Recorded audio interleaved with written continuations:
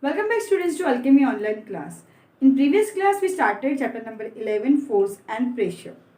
I gave the homework and the homework was what is force, what are its effects, write SI unit of force.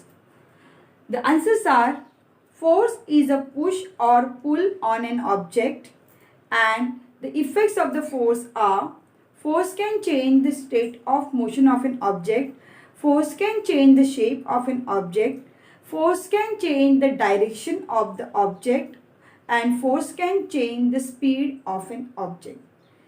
Then the SI unit of force is Newton, which is denoted by capital N.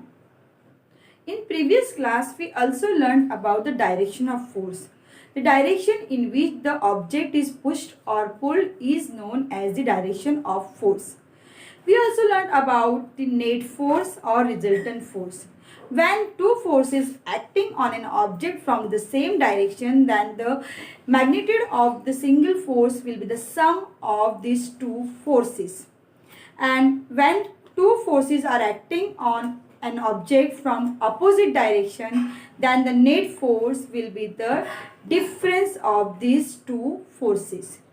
If the two forces applied on an object from opposite sides are same or equal, then the net force will be 0.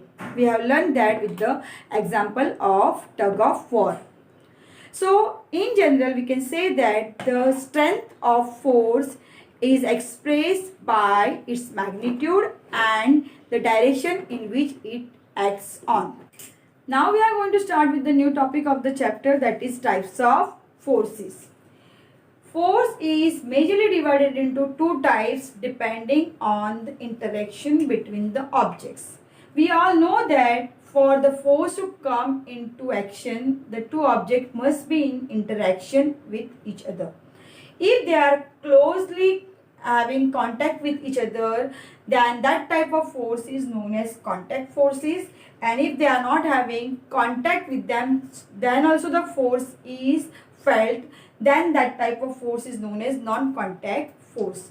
So force is majorly divided into contact force and non-contact force, and then these contact forces are further divided into two different types of forces, that is muscular force and frictional force. And non-contact force is further divided into three types, that is magnetic force, electrostatic force and gravitational force. We will learn about all these types of forces one by one in detail now. Can you lift a book without touching it? Can you lift the bucket of water without holding it? No, you cannot do it. Because for lifting the book, for lifting the bucket of water, you must be in contact with the object and you have to apply the force. You can apply the force either using a stick or using a rope also. So here the thing is that some contact is required for applying the force. And when you are lifting the book, when you are lifting the bucket of water, at that time from where the force is coming? The force is caused due to the action of the body muscles. So the force in which the muscles are involved or muscles are used to apply the force, that force is known as muscular force. These are the examples of muscular force: lifting of school bag, then drawing water from well. This is also an example of muscular force. When you are drawing water from the well, the pulley is used and one rope is there. You are holding the rope from one side and the force is applied on the rope and then the bucket is filled. Here the rope is acting as a tension. Then you know about the muscular force of animals also. Animals are doing their task using their muscular force, and animals are used by us and their muscular force is used by us for doing different activities. See in the given picture.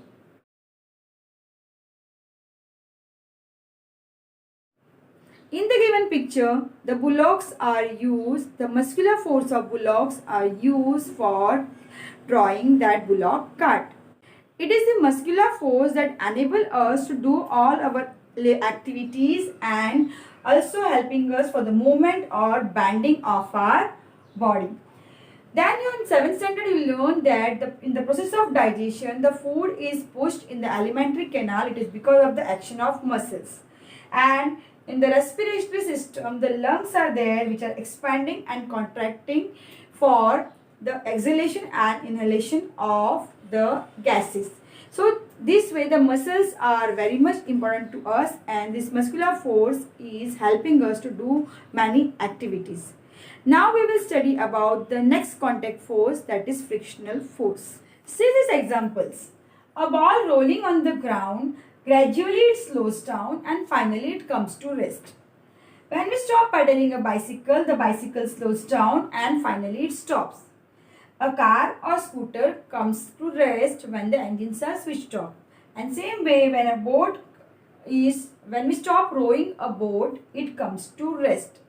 Now in all these examples, there is no force appears to be acting on them, still their speed is decreasing and they come to rest.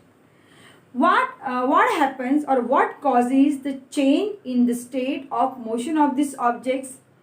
The change in the motion of this object is because of the force, that is the frictional force.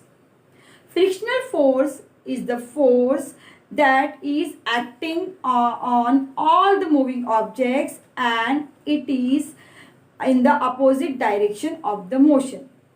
Here if you see, the friction between the ball and the ground is allowing the ball to stop, and the friction between the water and the boat is causing the boat to come to rest.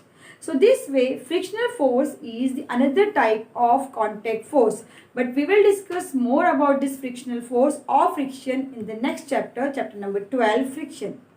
Now we are going to study about the non-contact forces, and the first one is magnetic force.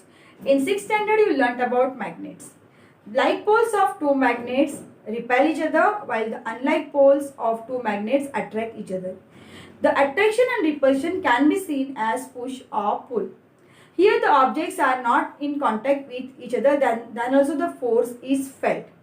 The example of magnetic force is the force exerted by a magnet on an iron nail. The second non-contact force is the electrostatic force. Before we learn more about it, we are going to discuss the activity given in the textbook. In that activity, two pieces of a plastic straw are taken. One piece is hanged as shown in the figure, and the another straw is rubbed with the sheet of paper. When the rubbed straw is brought near the hanged piece, both the straws are showing attraction. And when the hanged or suspended straw is rubbed with a sheet of paper, and when both the straws are brought nearer, they are showing repulsion. In this activity, a straw is said to acquire electrostatic charge on it when it is rubbed with a sheet of paper. The straw is an example of a charged body. So, when the force is exerted by a charged body on the another charged or uncharged body, that force is known as electrostatic force. Here, in the electrostatic force, the objects are not in contact with each other, and we will learn more about electric charges in the chapter number 15. The third non-contact force is the gravitational force. Here you know that when the leaves and fruits get detached from this plant, they are falling down. A pen falls down if it slips off from your hand. Why it is falling down only? Why these objects are falling down only? Why they are not going up? It is because of the force of gravity which is exerted by the earth. Earth is having this gravity, and because of it the objects are attracted towards it or pulled towards it. This force of gravity is an attraction force, and it is acting on all the objects all the time. River water flows downward because of the gravitational force of the earth. When you are opening the tap water is falling towards downside. It is also because of the gravitational force. We have finished with the different types of forces. This is the end of today's class. Now it's time for homework. In homework, you have to write a note on different types of forces. Hope you will do the homework. We will meet in the next class with a new topic of this chapter. Till then, be at home, be safe and keep learning. Thank you.